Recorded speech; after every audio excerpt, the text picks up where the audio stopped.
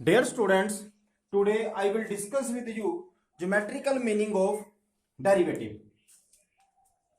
So our today's topic is geometrical meaning of derivative. तो बच्चों जैसे कि हमने पिछली क्लास में डिस्कस किया था व्हाट इज डेरिवेटिव, तो वहां पे हमने ये डिस्कस किया था कि instantaneous rate of change is known as derivative. So एक तो हमारे पास एवरेज रेट ऑफ चेंज होता है जिसको हम डिनोट करते हैं by delta y upon delta x. This is average rate of change. इसको हम क्या बोलेंगे? Average rate of change. और बच्चों एक हमारे पास इंस्टेंटेनियस रेट ऑफ चेंज होता है जिसको हम लिखते हैं instantaneous rate of change, that is limit delta x tends to 0 delta y upon delta x.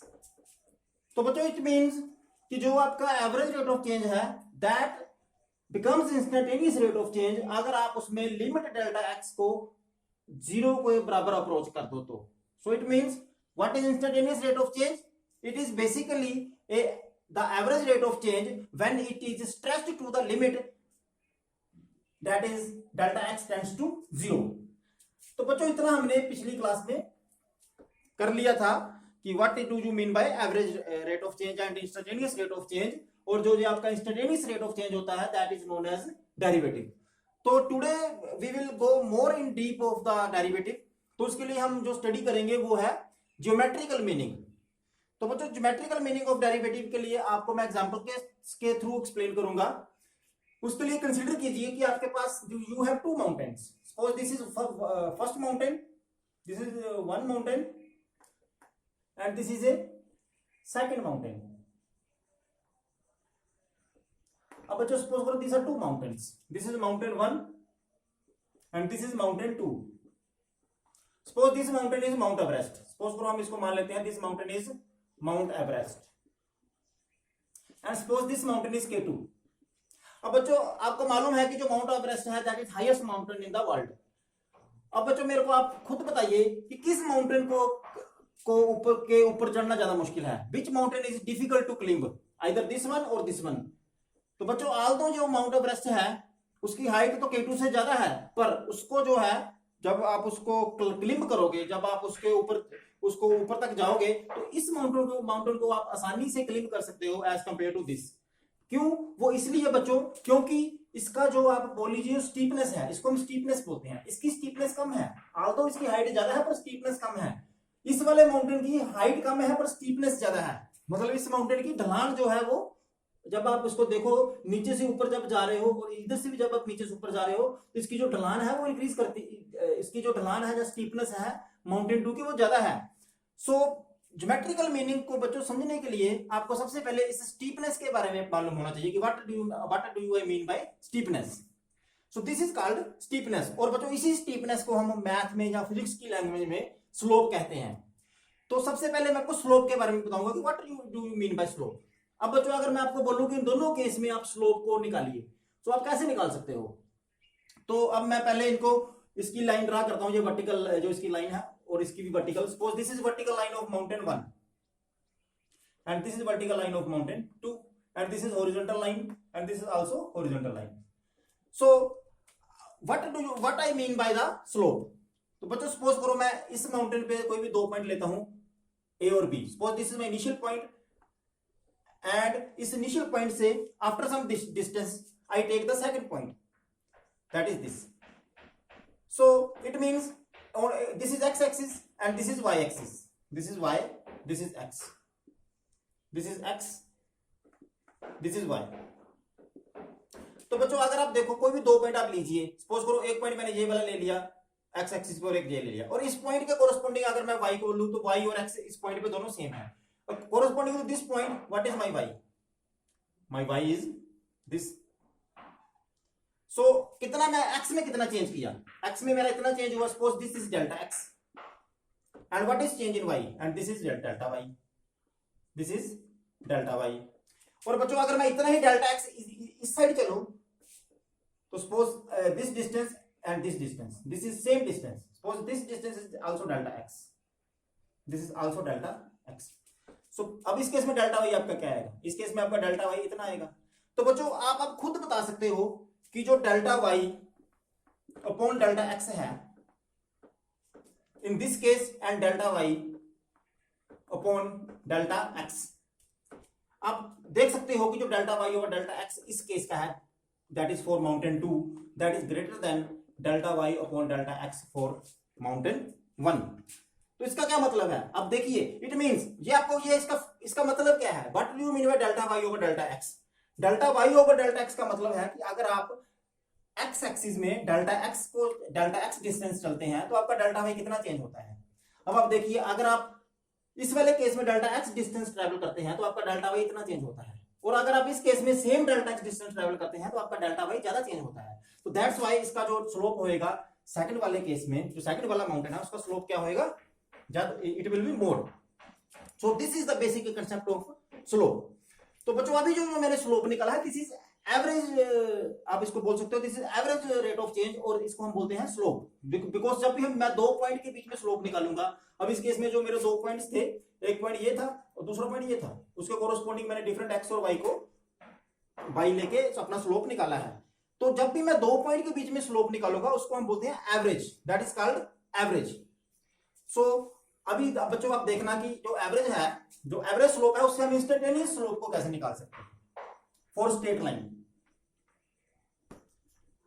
अब बच्चों सपोज करो जी आपकी कोई स्ट्रेट लाइन है, this is your straight line, this is suppose y, this is x, और suppose करो आपकी ये कोई स्ट्रेट लाइन है।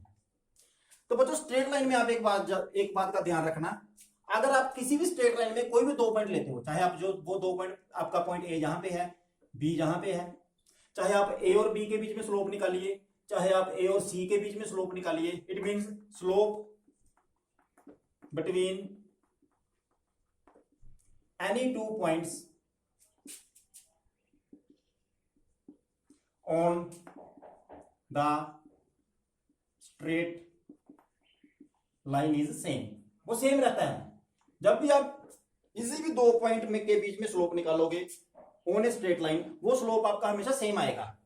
तो अब अगर आपने स्ट्रेट लाइन में इंस्टेंटेनियस स्लोप निकालना है तो इसका ये मतलब क्या है, इसका मतलब जो इन the case of your straight line, जो आपका इंस्टेंटेनियस रेट ऑफ चेंज होएगा, जो इंस्टेंटेनियस, क्योंकि स्लोप ही आपका रेट ऑफ चेंज होता है, क्योंकि मैंने आपको उसमें बताया था कि delta y over delta x करके, कि delta y over delta x का मतलब होता है कि अगर आप how your y changes with x, this is the meaning of delta y over delta x. अगर आप एक्स को चेंज करते हो तो वाई कितना चेंज होता है, this is the meaning of delta y over delta x, और जिसको हम क्या बोलते हैं, स्लोप बोलते हैं।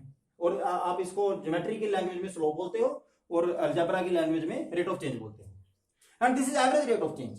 तो अगर आपने इसमें इंस्टेंटेनियस रेट ऑफ चेंज निकालना है फॉर स्ट्रेट लाइन, तो आपका जो एवरेज रेट ऑफ चेंज होएगा और इंस्टेंटेनियस रेट ऑफ चेंज होएगा, that will be same in the case of straight line, क्योंकि आप at every point on the straight line, because the slope between any two points on the straight line is same, which means that, जिसका ये मतलब है कि instantaneous जो आपका होगा रेट ऑफ चेंज, इंस्टेंटेनियस आपका स्लोप होगा, that will be always remain constant. इसको बच्चों ऐसे समझ सकते हैं, सपोज करो आपकी क्लास में 10 स्टूडेंट हैं, you have 10 students in your class, और सपोज कीजिए कि आपकी क्लास में 10 स्टूडेंट्स हैं और एवरी स्टूडेंट गॉट 60% मार्क्स, हर बच्चे के 60% मार्क्स हैं। तो बच्चों आपके एवरेज कितने आएंगे, आपके जो आपका एवरेज आएगी वो भी कितने, वो भी 60% ही आएगी। इसका मतलब हर बच्चे के भी कितने मार्क्स होंगे, 60%। इसके मतलब जब भी आप चाहे दो बच्चों की एवरेज निकालिए, चाहे तीन बच्चों के ले लीजिए, चाहे चार बच्चों की एवरेज निकालिए, हमेशा कितना आएगा, 60%। तो ये मतलब है कि जो इसमें एवरेज आपका होता है, जो आपका इसमें स्ट्रेट लाइन के केस में जो आपका स्लोप होता है, जो आपका एवरेज वैल्यू होती है, वही आपका इंस्टेंटेनियस स्लोप होता है। तो this is a very important point to remember, that in the case of straight line your average slope is equal to your average slope, मतलब slope between any two points is equal to the slope at any point, this is the meaning. पर बच्चों ऐसा नहीं है, जो हम daily life में problems को डील करते हैं वहां पे स्ट्रेट लाइन प्रॉब्लम्स नहीं होती हैं। यू हैव ए कर्व्स, आप जो आपके डेली लाइफ में आप प्रॉब्लम से डील करोगे, you have to deal with curves. जैसे एक सिंपल केस ले लीजिए, अगर आपने कोई ऑब्जेक्ट भी नीचे एट फ्रॉम हाइट h, अगर आप कोई ऑब्जेक्ट को ड्रॉप करते हो टुवर्ड्स ग्राउंड, तो इसका भी जो ग्राफ आएगा वो भी एक कर्व आएगी, you will not gate a straight line. So now the question is that how will you find the slope of curves? In case of curves, how will you find the average slope or average rate of change, or how will you find the instantaneous rate of change, that is slope at a single point?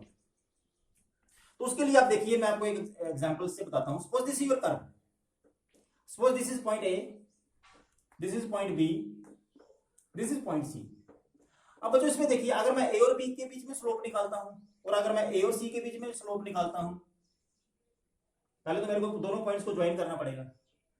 और अगर मैं एक तीसरा point लेता हूं A और D, देखो अगर जैसे जैसे बच्चों मेरा स्लोप चेंज हो रहा है, जैसे जैसे मैं पॉइंट्स को चेंज कर रहा हूं, ए और बी के बीच में जो स्लोप है वो ऐसा है, ए और सी के बीच में जो आपका वो स्लोप है, जो स्टीपनेस है वो ऐसी है, ए और डी के बीच में स्लोप ऐसे हो रहा है। It means at between any two points in a curve your slope changes. So how will you calculate the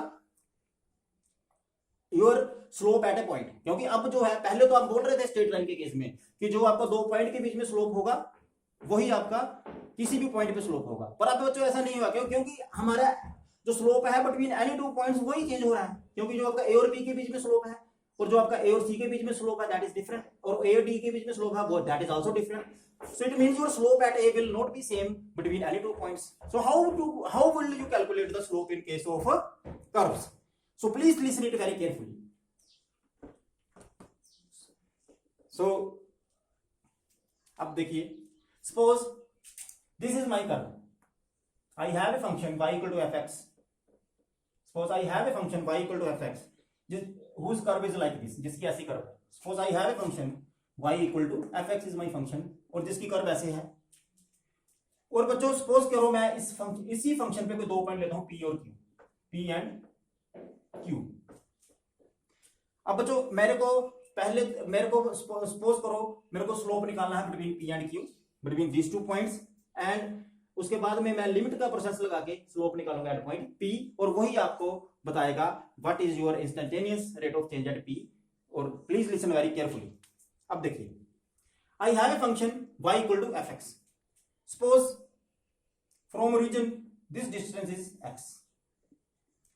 So it means if this is x, so it means what is your y? Y is equal to at x. What is function? Function is y equal to fx. Suppose I move a distance delta x. Suppose this distance is delta x. So what will be the x coordinate of point q? X coordinate of point q क्या हो जाएगा? वो हो जाएगा x plus delta x। अगर ये point x है तो पॉइंट p का y कोऑर्डिनेट क्या है? दैट इज fx, क्योंकि हमने फंक्शन ही डिफाइन किया y इक्वल टू fx। अगर आपका पॉइंट p का x, ये x कोऑर्डिनेट x है तो y कोऑर्डिनेट क्या हो जाएगा? y कोऑर्डिनेट आपका आएगा fx। अब मैं डेल्टा x डिस्टेंस मूव करता हूं तो जो मेरा पॉइंट q का x कोऑर्डिनेट है that is x plus delta x। So what will be the y coordinate of point q? तो बच्चों जो मेरा y कोऑर्डिनेट होगा पॉइंट q का that will be f x plus delta x। अब बच्चों मेरे को सपोज करो जो स्लोप निकालना है वो दो पॉइंट के बीच में निकालना between p and q। So this कोड और this line note this curve line, this straight line between p and q will give me the average rate of change between p and q। तो बच्चों अभी मैंने आपको बताया था कि जब हम एवरेज रेट ऑफ चेंज, जो वो मेरे को p और q के बीच में एवरेज रेट ऑफ चेंज देगा, and suppose I want to find the instantaneous rate of change और I want to change the value of the function at point p। सो वो मैं कैसे निकालूंगा? और sorry, not value of the function, suppose I want to find the rate of change at point p, तो how that I will find. और बच्चों को मैंने आपको पिछले लेक्चर में बताया था कि जो आपका इंस्टेंटेनियस रेट ऑफ चेंज होता है, जो डेरिवेटिव होता है, वो आपको किसी भी पॉइंट पे रेट ऑफ चेंज बताता है। और उसके लिए मैंने एक जनरल फार्मूला बताया था, that is rate of change, instantaneous rate of change is denoted by dy over dx। और बच्चों जिसको हम लिमिट में लिखते हैं, limit delta x tends to 0, delta y upon delta x, and which is written as f x plus delta x minus f x upon delta x. अब बच्चों इसका मतलब अगर हम इन पॉइंट्स पे अपनी ये वैल्यूज पुट करते हैं तो मेरे पास जो है डेरिवेटिव आ जाएगा dy over dx and that will give you the rate of change at point p। तो अब देखिए, अब इसमें सपोज करिए ये मैंने एक लाइन ड्रॉ कर ली and this distance is delta x। सो अब मेरे को बच्चों इसमें निकालना है f x plus delta x minus f x. Now this is my f x, ये मेरा क्या है, ये मेरा एफ एक्स है। और बच्चों ये मेरा क्या है, ये सारा ये मेरा है f x plus delta x. Suppose this point is P Q, suppose this is R and this is S.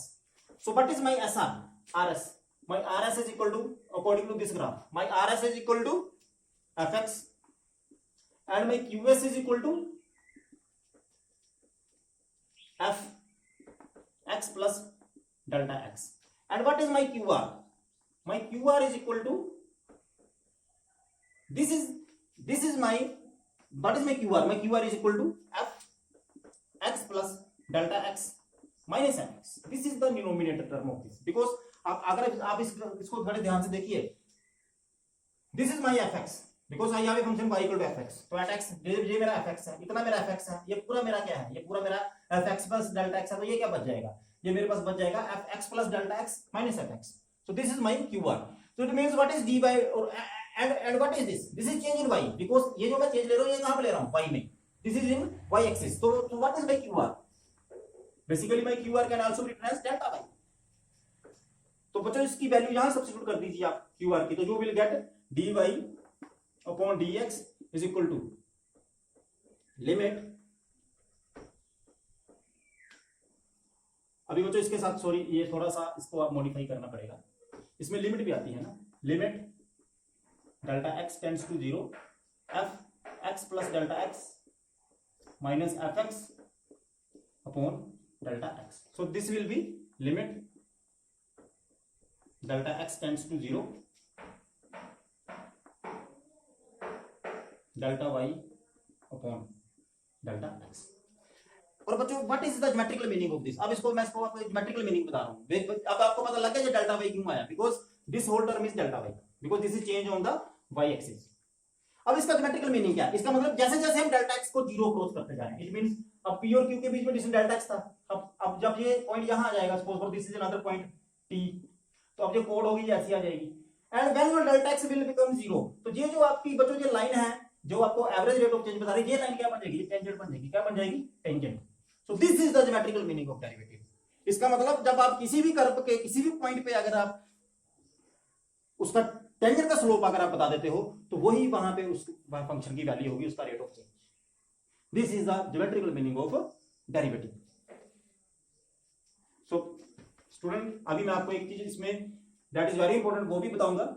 So I think you are getting what is the geometrical meaning of derivative. Basically derivative का जो geometrical meaning है, मैंने आपको एक बार दोबारा इसको revise करता हूं।